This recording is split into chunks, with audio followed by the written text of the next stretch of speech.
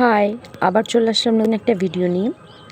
তো কিছুদিন আগে পদ্মের টিউবারের একটা ভিডিও শেয়ার করেছিলাম। তো দেখো, এতে অসংখ্য নতুন পাতা আবার হয়েছে এবং এখন যে পাতাগুলো বেরোচ্ছে সেগুলো কিন্তু হাইটে অনেকটা বড় হচ্ছে।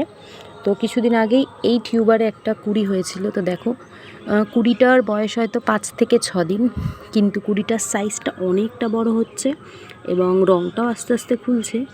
যখন এটাতে ফুল ফুটবে অবশ্যই আমি শেয়ার করব কোনো একটা ভিডিওতে। তো এই কুড়িটাই দেখতে গিয়ে আজকে হঠাৎ আবার একটা সারপ্রাইজিং গিফট পেয়েছি। আসলে পদ্ম গাছের কুড়ি খুবই ছোট ছোট হয়, এরা সাধারণত পাতার নিচেই লুকিয়ে থাকে। আস্তে আস্তে এরা বড় হয় যখন, তখন আমাদের চোখে পড়ে। তো আমি রেগুলারই আসি, পাতাগুলো একটু করে চেক করি যে কোন পাতার নিচে কুড়ি ফুটে আছে কিনা। তো আজকে চোখের সামনেই একটা কুড়ি হয়ে রয়েছে, কিন্তু আমি ভেতরের গাবলায় খুঁজে যাচ্ছি, কোনো কুড়ি দেখতে পাচ্ছি না। হট করেই আমার এটা চোখে পড়লো। তো দেখো, এটা হলো আমার এই গাবলার সেকেন্ড কুড়ি। ফার্স্ট হলো ওই কুড়িটা, আর সেকেন্ড হলো এই কুড়িটা। সম্ভবত আজকে বা কালকে এই কুড়িটা হয়েছে, একদম চোখের সামনে, কিন্তু কুড়িটা দেখতে পাইনি। এখনই আমার চোখে হঠাৎ করে পড়ে গেল। দেখো, খুব সুন্দর ছোট্ট একটা কুড়ি।